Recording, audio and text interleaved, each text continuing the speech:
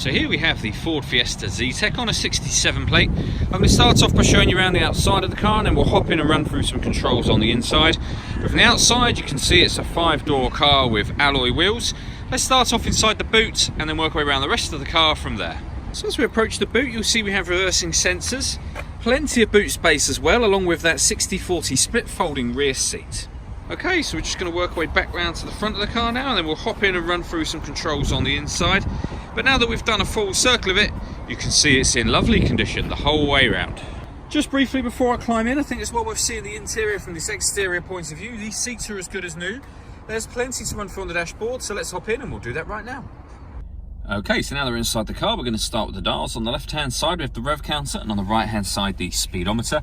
At the bottom in the middle, we've got the fuel gauge. It'll also show you what gear this car is currently in, so you can see at the moment it's showing P for park. And then above that, we have the trip computer, which in the top corner of the display just here includes the total miles of 8,741. You can change the information displayed in the main trip computer section by using controls on the steering wheel. There's various menus available to you, so you can have a digital readout for the speedometer. There's a driver assist menu, navigation, your audio menu, phone menu, settings, and then back round to the trip computer and your digital readout for the speedometer. The buttons I was using to do that are these ones on the right hand side here. There's also stereo controls beneath that and voice activation for the phone. So hit that button, ask it to dial any one in your contacts list, and it'll do that for you without you having to take your phone from your bag or your pocket. That is of course once you paired the phone, which is done on the central screen, and we'll come to that in just a moment. On the left-hand side, we have cruise control and speed limiter. This car has an automatic gearbox. The paddles just behind the steering wheel, so the minus there and the plus on the other side, enable you to change gear manually on this automatic gearbox should you wish to do that.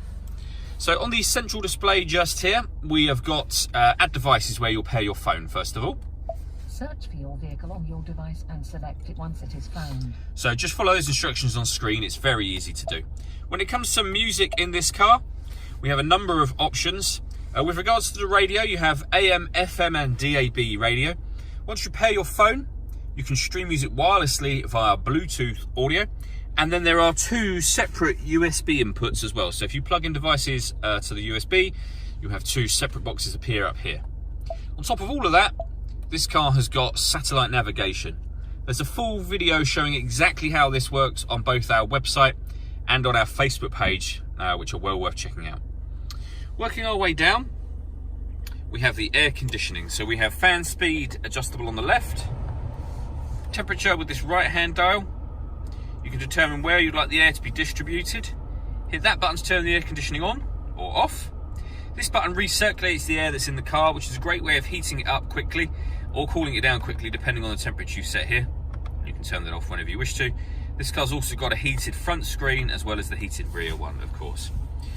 Below that, we have one of the two USB inputs, a 12-volt charging socket underneath here, the fully automatic gearbox. We then have these two buttons here. So this one will turn off the traction control, and this turns off the stop and start. So this car is designed to cut out when it's stationary in traffic to save you fuel. Press that button to turn that system off or back on again. And then lastly, the second USB input is found just between the two front seats here. All that leaves me to say is thank you for taking the time to watch this video.